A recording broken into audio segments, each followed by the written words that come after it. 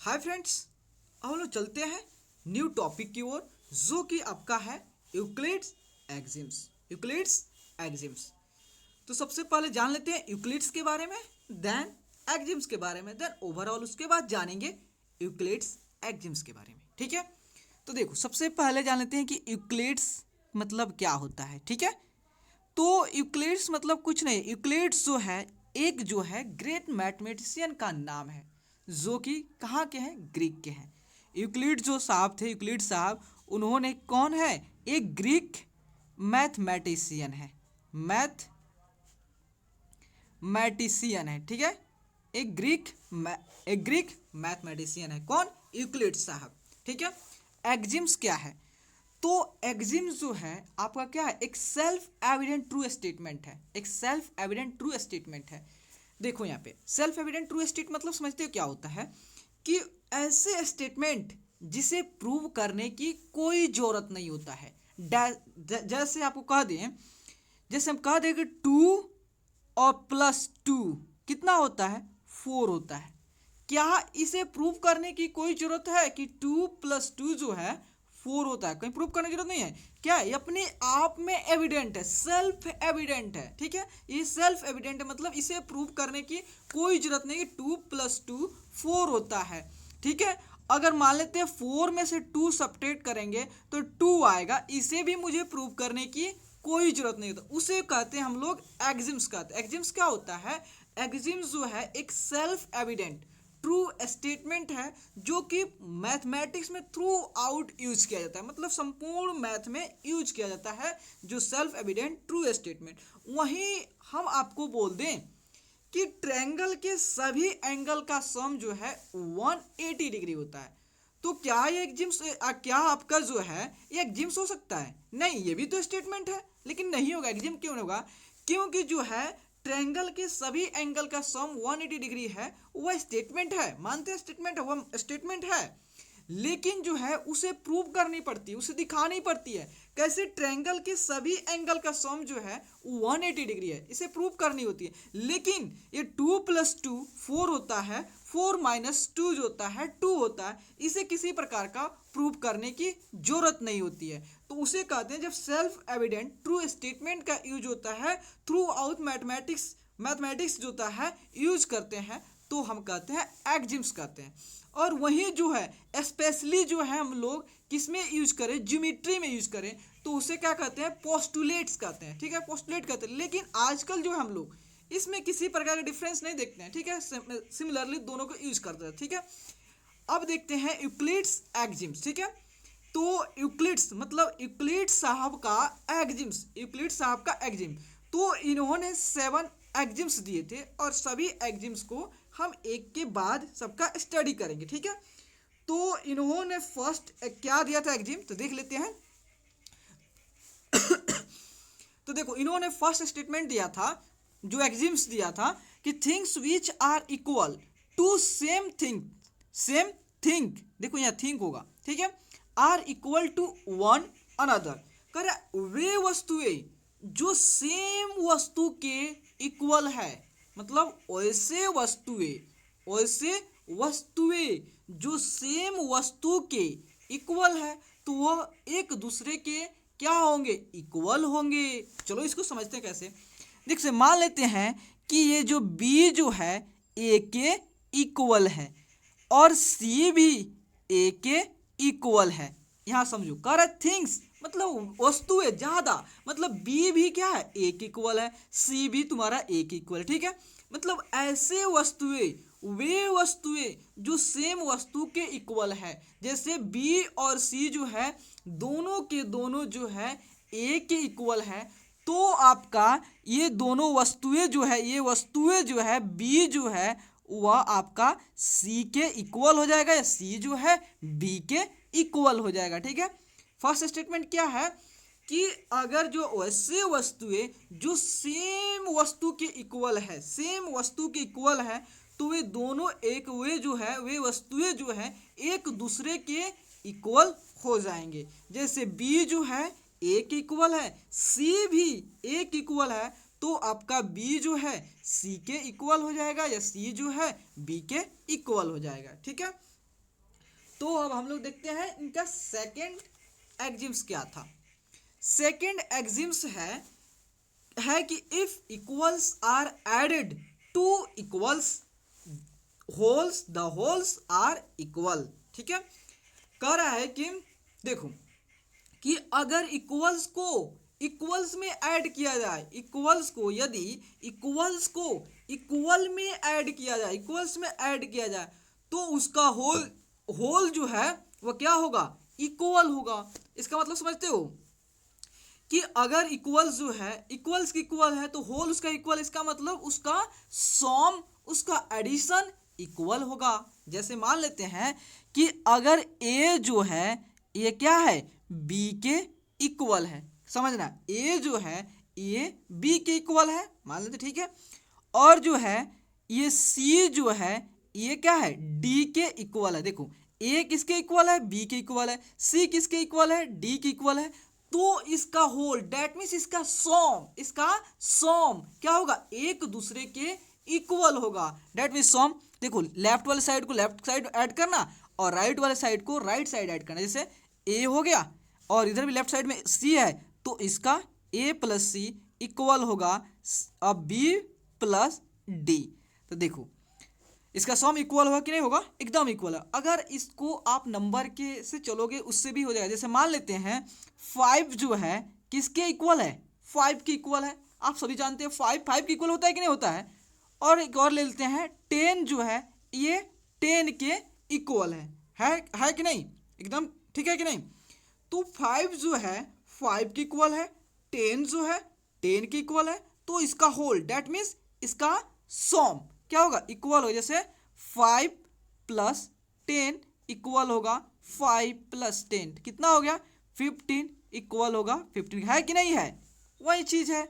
अगर जो first statement देखेंगे तो अभी वैसा ही हो जाएगा। मान लेते हैं यहाँ जो है 5 इक्वल है 5 के, ठीक है, 5 इक्वल है 5 के और यहाँ भी हो जाएगा 5 इक्वल है 5 के।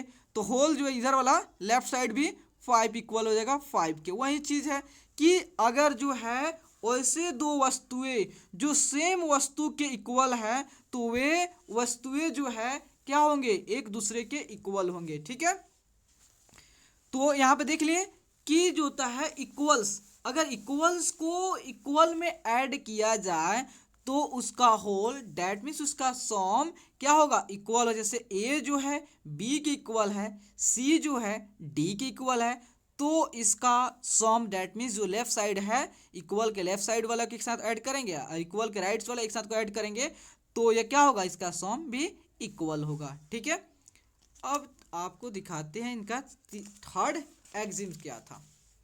थर्ड एक्जिम्स है कि if equals are subtracted from equals the remainders are equal.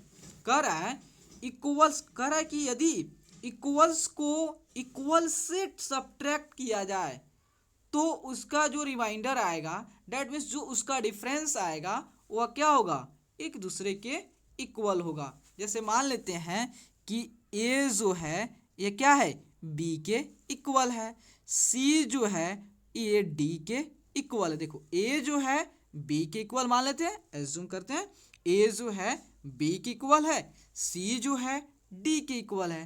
तो इसका difference that means A minus C और बी माइनस डी भी क्या होगा, एक दूसरे के इक्वल होंगे। तो इसको भी नंबर के हेल्प से समझ लेते हैं। जैसे मान लेते हैं कि 10 जो है 10 के इक्वल होता ही है, सब कोई जानता है कि एवरी नंबर जो है इक्वल टू इटसेल्फ, सभी नंबर जो है अपने आप से क्या होते हैं, इक्वल होते हैं। हम लोग सभी जानते हैं कि नहीं जानते हैं। और 5 जो है ये 5 के इक्वल है, तो इसका डिफरेंस दैट मीन्स 10 माइनस 5, ये भी 10 माइनस 5 कितना हो गया 5। तो देखो 5 इक्वल है कि नहीं। तो देखो अगर इक्वल्स को इक्वल से सब्ट्रैक्ट किया जाए तो उसका जो रिमाइंडर है दैट मीन्स उसका जो डिफरेंस है वह भी क्या होगा, इक्वल होगा। ठीक है, अब हम फोर्थ एक्जिम्स देख लेते हैं। ठीक है, फोर्थ एक्जिम्स है things which coincide with one another are equal to one another.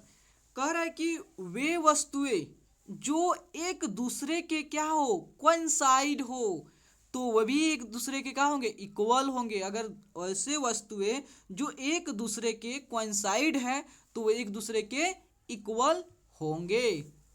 इसे कैसे समझे? जैसे मान लेते हैं कि एक लाइन ए बी है, ये लाइन ए बी लाइन है, एक लाइन आपका सी डी लाइन है, ठीक है। एक line segment A B line segment है, दूसरा एक सी डी लाइन सेगमेंट, ठीक है। ए बी लाइन सेगमेंट है, दूसरा सी डी लाइन सेगमेंट है, ठीक है।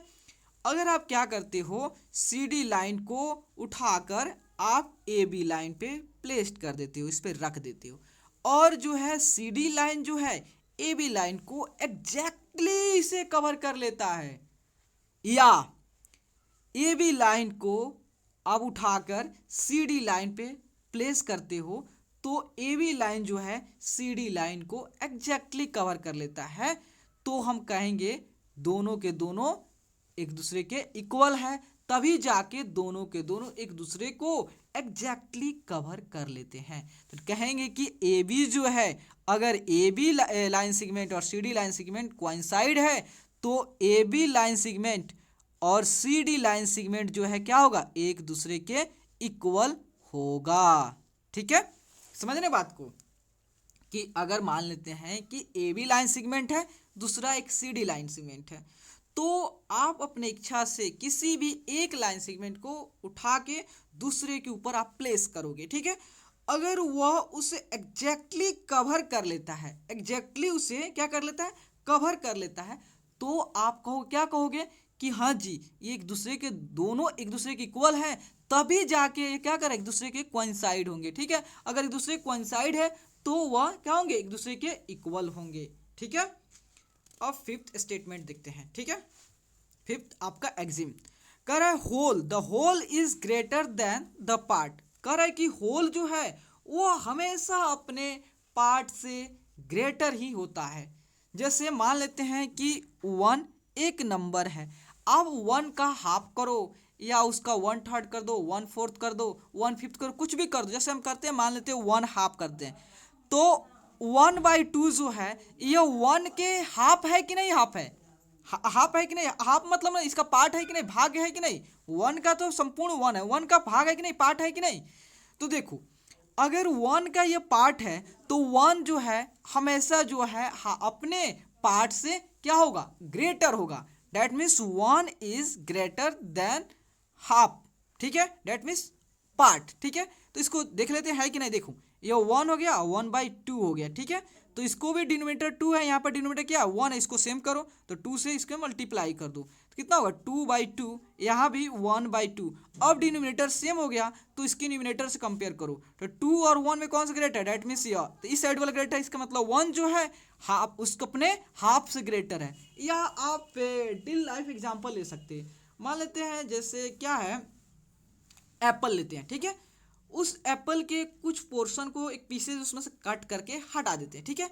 अब देखो कि जो आपका एक संपूर्ण जो एप्पल था, एक पूरे पूरे कंप्लीटली एक जो एप्पल जो था वह अपने जो कटे हुए पार्ट से क्या ग्रेटर होंगे कि नहीं होंगे। वही बात यहाँ पे कर रहा है कि जो होल जो है, जो संपूर्ण जो है, वो हमेशा जो है अपने पार्ट से, अपने भाग से, अपने अंश से क्या होंगे, ग्रेटर ही होंगे। जैसे मान लेते हैं आपका बुक हो गया, ठीक है, बुक हो गया, बुक के कुछ पन्ने को फाड़ दो, ठीक है, तो वह फटे हुए पन्ने जो है और जो आपके संपूर्ण जो बुक है वो पूरे के पूरे बुक जो है क्या उस पन्ने से, उस पेजेस से क्या ग्रेटर होंगे कि नहीं ग्रेटर होंगे, उसके मतलब पूरे आपका ज़्यादा होगा कि नहीं ज़्यादा होगा। वही बात है, ग्रेटर होंगे, ठीक है।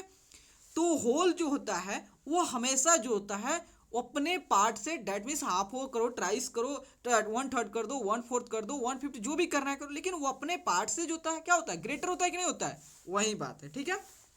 अब हम लोग देखते हैं 6 स्टेटमेंट, 6 एक्सिम्स देखते हैं। 6 एक्सिम्स क्या है, देखो 6 एक्सिम जो है कि things which are double of the same thing are equal to one other.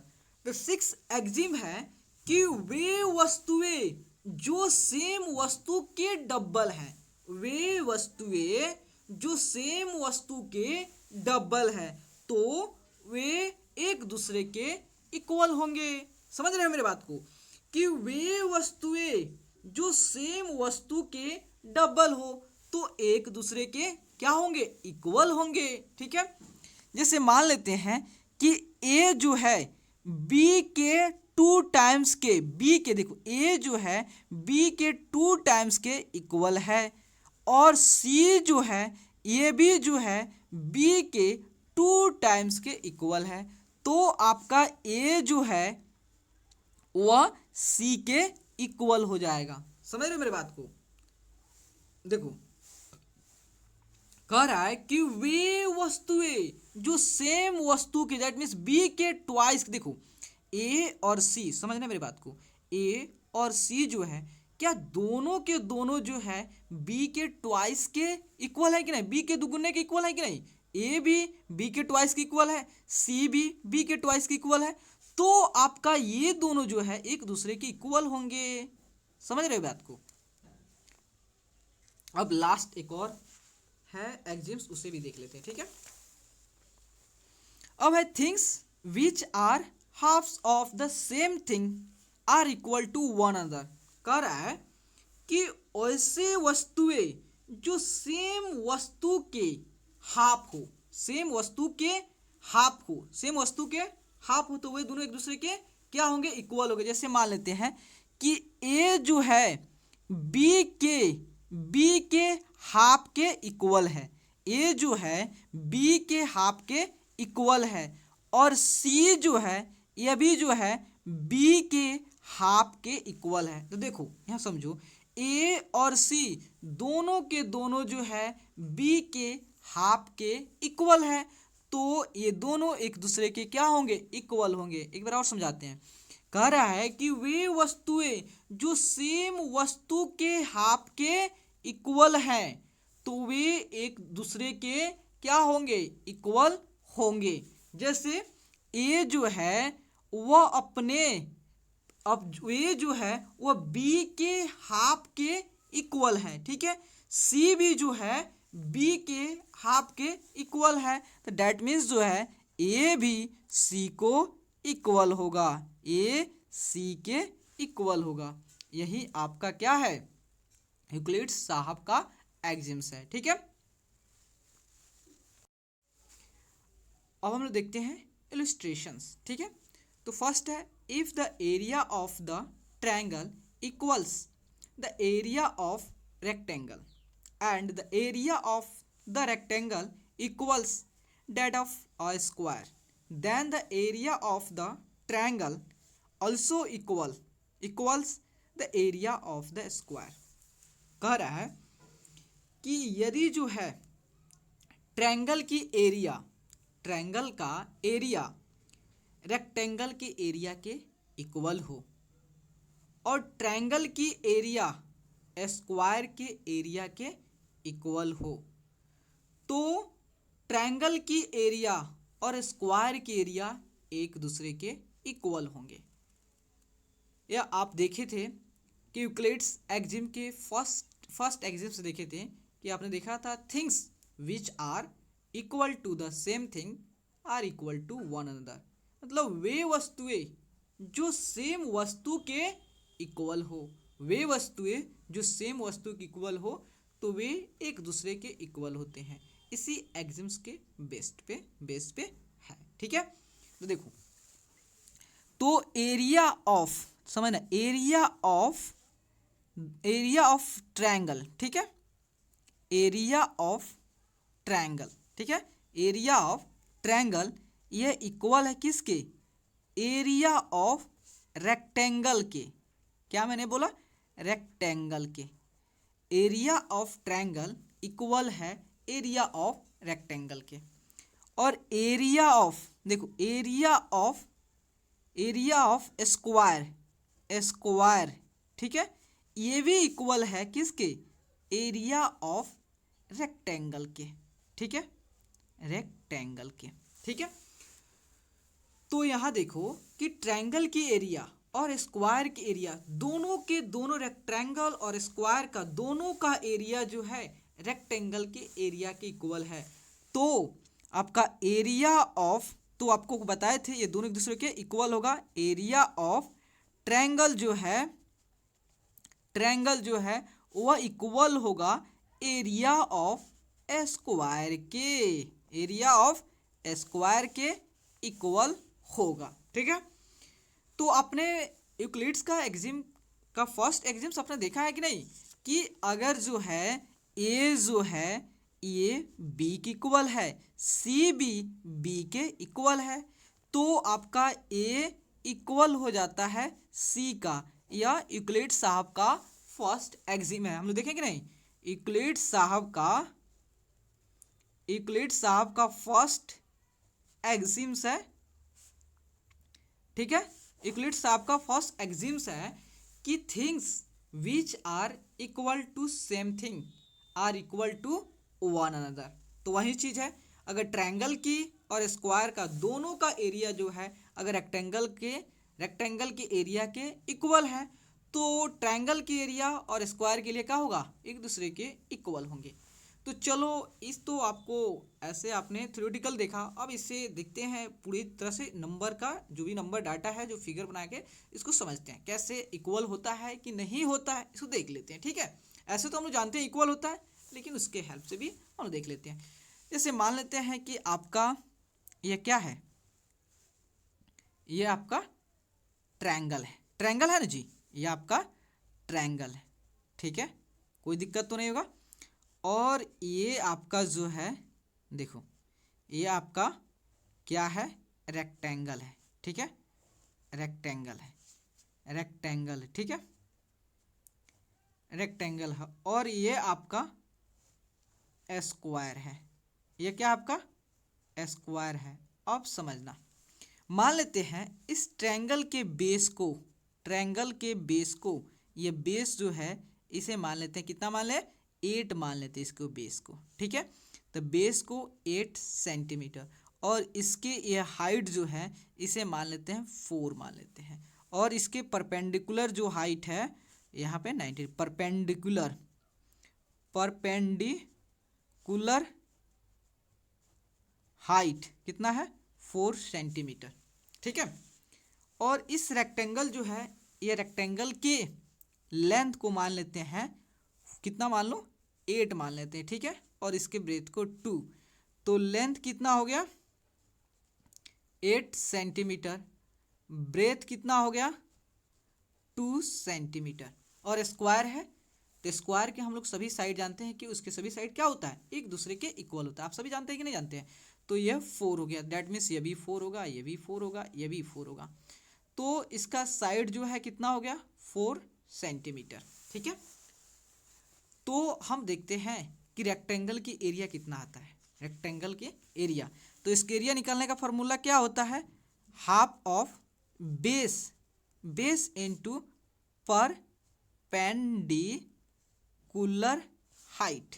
ठीक है, परपेंडिकुलर हाइट। ठीक है, तो यहाँ देखो हाफ, बेस कितना है 8 सेंटीमीटर, हाइट कितना है, परपेंडिकुलर हाइट 4 है, तो देखो ए 2 से 4 2 बार में। ठीक है, डैट मीन्स जो है कितना आ गया, तो 8 इंटू 2 16 हो गया। ठीक है, 16 स्क्वायर सेंटीमीटर ट्रायंगल की एरिया आ गया।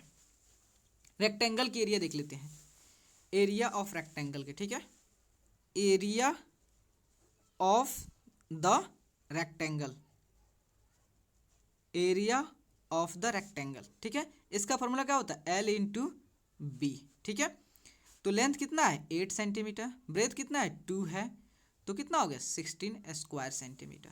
अब स्क्वायर केस में देख लेते हैं, एरिया ऑफ द स्क्वायर क्या होता है, उसका ए स्क्वायर, ए फॉर साइड होता है जी, साइड का स्क्वायर, डैट मीन्स 4 का स्क्वायर, 4 का मतलब डैट मीन्स 4 इंटू 4 कितना हो गया 16 स्क्वायर सेंटीमीटर। ठीक है, तो यहाँ देखो हमने आपको पहले दिखाया है, क्या दिखाया है कि area of triangle, area of triangle shortcut लिखना। ठीक है, एरिया ऑफ ट्रायंगल जो है कितना है, एरिया ऑफ ट्रायंगल जो है तुम्हारा एरिया ऑफ किसके इक्वल है, रेक्टेंगल के।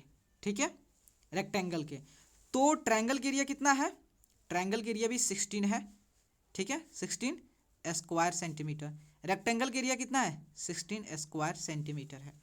ठीक है, तो यहाँ देखो एक और आपका स्टेटमेंट है कि कि एरिया ऑफ जो है स्क्वायर, एरिया ऑफ स्क्वायर भी किसके इक्वल है, एरिया ऑफ रेक्टेंगल के। ठीक है, शॉर्टकट लिखना, रेक्टेंगल लिख रहा हूँ। तो स्क्वायर का एरिया कितना है, आपने देखा भी 16 है, तो 16 स्क्वायर सेंटीमीटर। रेक्टेंगल कितना है, 16 स्क्वायर सेंटीमीटर। तो यहाँ देखो सबका एरिया कितना हुआ, 16 आ गया। तो यहाँ समझो कि जो आपने ट्रायंगल की एरिया अगर रेक्टेंगल के एरिया के इक्वल है और स्क्वायर का एरिया जो है वो भी रेक्टेंगल के एरिया के इक्वल है, तो देखो एरिया ऑफ ट्रायंगल और एरिया ऑफ स्क्वायर कितना आ रहा है, दोनों 16 आ रहा है। इसका मतलब जो है एरिया ऑफ जो है ट्रायंगल जो है इक्वल है एरिया ऑफ स्क्वायर के। ठीक है, ये समझ रहे हो ना बात को। ठीक है, अब देखते हैं सेकंड, देखते हैं। ठीक है, आप समझ गए कि अगर ट्रायंगल की एरिया जो है और स्क्वायर के एरिया दोनों के दोनों रेक्टेंगल के एरिया के इक्वल है, तो ट्रायंगल के एरिया और स्क्वायर के एरिया क्या होंगे, इक्वल होंगे। ठीक है, अब सेकंड देखते हैं। सेकंड आपका, सेकंड कहाँ है जी, सभी पेपर यहीं पे रखा होगा ना। ठीक है, देखो सेकंड है कि magnitudes of the same kind can be compared and added और subtracted, but magnitude of different kind can not be compared. ठीक है, जैसे देखो सेम काइंड के मैग्नीट्यूड का हम लोग कंपेयर कर सकते हैं, सेम काइंड के मैग्नीट्यूड का हम लोग ऐड कर सकते हैं, सेम काइंड के मैग्नीट्यूड का हम लोग सब्ट्रैक्शन, एडिशन, कंपैरिजन कर सकते हैं। लेकिन अगर डिफरेंट काइंड का मैग्नीट्यूड हो तो उसका हम लोग कंपेयर, एडिशन, सब्ट्रैक्शन कुछ भी नहीं कर सकते। ठीक है, नहीं कर सकते। तो देखो जैसे मान लेते हैं, यहाँ देखो 4 लीटर आपका मिल्क हो गया। ठीक है, 4 लीटर मिल्क हो गया और 2 केजी क्या हो गया, 2 केजी आपका पोटैटो हो गया, पोटैटो। ठीक है, तो क्या आप ऐड कर सकते हो 4 लीटर प्लस 2 केजी, कितना हो गया, 6 लीटर केजी हो गया क्या, नहीं, इसको ऐड नहीं कर सकते। क्यों, क्योंकि इस दोनों का जो आपका यूनिट है वो डिफरेंट है, दोनों सेम काइंड के नहीं है। तो इसके जो मैग्नीट्यूड डेट मीन्स ये 4 है, ये 4 और 2 है, इसको ऐड नहीं कर सकते, 6 नहीं हो सकता है। क्यों, क्योंकि जो है दोनों जो है डिफरेंट काइंड के हैं, मतलब इस दोनों का यूनिट जो है सेम नहीं है, तो इसे हम लोग ऐड नहीं कर सकते हैं। ठीक है, अगर मान लेते हैं 5 मीटर क्लॉथ्स है। ठीक है, 5 मीटर क्लॉथ्स है और जो है 5 मीटर क्लॉथ है और 2 केजी और 2 लीटर जो है मिल्क है। ठीक है, 2 लीटर मिल्क है, तो क्या इस दोनों को इस दोनों क्वांटिटी जो है आपका एक मीटर में है, दूसरा लीटर में, तो क्या इसके दोनों के मैग्नीट्यूड को हम ऐड कर सकते हैं, 7 होगा, नहीं, क्योंकि एक तो मीटर में है दूसरा लीटर में है, तो इसे हम क्या नहीं कर सकते, ऐड नहीं कर सकते, ना ही कंपेयर कर सकते। दैट मीन्स बताओ यहाँ पे देखो 4 लीटर और 2 केजी। ठीक है, तो क्या इसमें से हम बता सकते हैं कौन सा ग्रेटर, नहीं जी, नहीं कर सकते, इसके मैग्नीट्यूड का हम कंपेयर नहीं कर सकते। क्यों, क्योंकि ये लीटर में है, केजी है, तो इसका कंपेयर नहीं कर सकते हैं। और मान लेते हैं यहाँ 5 मीटर है और यहाँ 2 लीटर है। ठीक है, तो क्या इसका कंपेयर कर सकते हैं, नहीं, इसका ऐड कर सकते हैं, नहीं, इसका सब्ट्रैक्ट भी कर सकते हैं। 4 लीटर में से 2 केजी अगर मान लेते हैं, 4 लीटर मिल्क है और 2 केजी पोटैटो है, तो 4 लीटर मिल्क में से और 2 केजी पोटैटो सब्ट्रैक्ट कर सकते हैं, नहीं कर सकते हैं। क्यों, क्योंकि ये डिफरेंट काइंड के यूनिट है, ये अलग अलग यूनिट है, तो सेम यूनिट के मैग्नीट्यूड का ही हम लोग क्या कर सकते हैं, ऐड कर सकते हैं, सब्ट्रैक्ट कर सकते हैं, कंपेयर कर सकते हैं। तो यहाँ देखते हैं सेम काइंड क्या, जैसे मान लेते हैं 4 लीटर, देखो 4 लीटर क्या हो गया, ऑयल हो गया और 4 लीटर मिल्क हो गया, तो मिल्क हो गया, क्या इसे ऐड कर सकते हैं, ऑफकोर्स जो है इसके मैग्नीट्यूड को हम लोग ऐड कर सकते हैं। डैट मीन्स 4 लीटर मिल्क और -4 लीटर ऑयल, -4 लीटर ऑयल कितना हो, 0 लीटर, कितना हो, 0 लीटर है, मतलब पूरे खत्म हो गया। ठीक है, मान लेते हैं आपने 4 लीटर मार्केट से ऑयल लाएं और 4 लीटर मिल्क लाएं और दोनों को यूज़ कर दिया, कितना बचा? 0 लीटर, कुछ भी नहीं बचा, वहीं 0 आपका आ गया। ठीक है, अगर मान लेते हैं आपका 2 मीटर क्लॉथ्स, 2 मीटर, देखो 2 मीटर क्लॉथ्स लाएं और जो है और 2 और 4 मीटर क्लॉथ एक और लाएं, तो आप इसका कंपेयर कर सकते नहीं। तो 2 मीटर क्लॉथ्स बड़ा है कि 4 मीटर क्लॉथ्स बड़ा है? डेट मीन्स 4 मीटर क्लॉथ बड़ा है, क्योंकि 4 और 2, जो 4 इज ग्रेटर देन 2 और दोनों के दोनों सेम यूनिट के हैं। ठीक है, तो अब देखो, तो यहाँ पे देखो मान लेते हैं हम 2 केजी क्या लाते हैं? पोटैटो लाते हैं और 6 केजी टमाटो लाते हैं। ठीक है, टमाटो लाते हैं। ठीक है, टमाटो लाते हैं। टोटल हमने कितने केजी वेजिटेबल्स खरीदे? तो 2 + 6 8 केजी हमने वेजिटेबल खरीदे। मतलब इसको ऐड कर सकते, 2 + 6 कितना हो गया? 8 हो गया। डैट मीन्स जो है हम सेम काइंड के जो यूनिट्स है उसका ऐड, उसके सेम काइंड्स के मैग्नीट्यूड को हम लोग ऐड कर सकते हैं, सब्ट्रैक्ट कर सकते हैं या कंपेयर कर सकते हैं। तो इसका हम लोग ऐड भी कर सकते हैं, सब्ट्रैक्ट भी कर सकते हैं, कंपेयर कर सकते हैं। मतलब मीटर का मीटर में होना चाहिए, लीटर का लीटर में होना चाहिए, केजी का केजी में होना चाहिए। ठीक है, मतलब सेम काइंड के, सेम प्रकार के जो भी चीज़ें होंगे उसका हम लोग ऐड कर सकते हैं। ठीक है, लेकिन अगर डिफरेंट काइंड के हैं तो उसका हम लोग उसके मैग्नीट्यूड को कंपेयर नहीं कर सकते हैं। ठीक है, और देखते हैं यहाँ पे, देखते हैं कि एवरीथिंग्स इक्वल टू इटसेल्फ, मतलब जो है इस दुनिया में जितने भी चीज़ें हैं, कोई भी चीज़ें जो है वह स्वयं अपने आप से इक्वल होते हैं। जैसे मान लेते हैं ये पेन हो गया, क्या ये पेन जो है अपने खुद से इक्वल है कि नहीं, खुद के बराबर है कि नहीं? जैसे 2 है, 2 का जो वैल्यू है क्या अपने 2 के वैल्यू से इक्वल होगा कि नहीं होगा? मतलब नंबर भी जो है वह सभी के सभी नंबर जो है अपने वैल्यू के इक्वल हैं। या आपका हाइट जो है, क्या आप जो है खुद अपने आप के हाइट से इक्वल है कि नहीं इक्वल है? जितना आपका हाइट मतलब अपने आप से खुद इक्वल है कि नहीं? वही बात है कि एवरीथिंग जो होता है वह अपने आप से क्या होता है? इक्वल होता है। ठीक है, अब लास्ट एक और बचा हुआ है जो कि आपका है कि if A is greater than B then there exist a quantity C such that A equal to B. कह रहा है कि यदि जो है ए जो है बी से बड़ा है और सी जो है आपका क्या है? एग्जिस्ट क्वांटिटी है, तो क्या इसे सेटिस्फाई कर सकता है? Of course. मान लेते हैं ए जो है हमारा कितना हो गया? ए मान लेते हैं 8 हो गया और बी जो है हमारा कितना हो गया? बी हमारा 4 हो गया। तो देखो यहाँ 8 इज ग्रेटर देन 4 है कि नहीं? है कि नहीं? अब इसे सेटिस्फाई करते हैं। 8 आपका 4 हो गया। ठीक है, A equal to B plus C. A 4, B 4 है, सी कितना होगा? 2। कितना हो, इसे सी को भी 4 मान लेते हैं। सी अब कितना हो गया? 4। तो सेटिस्फाई हो कि नहीं? सी इक्वल टू 4 पे ये आपका सेटिस्फाई हो गया। अगर मान लेते हैं कि ए का वैल्यू जो है 6 है और बी का वैल्यू जो है 2 है, तो देखो 6 इज ग्रेटर देन 2 हो कि नहीं होगा? मतलब ए इज ग्रेटर देन अभी भी बी है कि नहीं?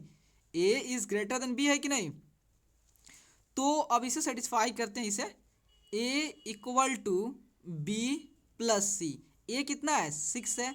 बी कितना है? आपका 2 है। तो इसका मतलब 6 जो है, अब सी जो है 4 के इक्वल होगा। डेट मीन्स सी कितना होगा? 4 के इक्वल होगा, तभी जाके आपका क्या होगा? 6। देखो इक्वल है कि नहीं? इक्वल हो जा रहा है कि नहीं?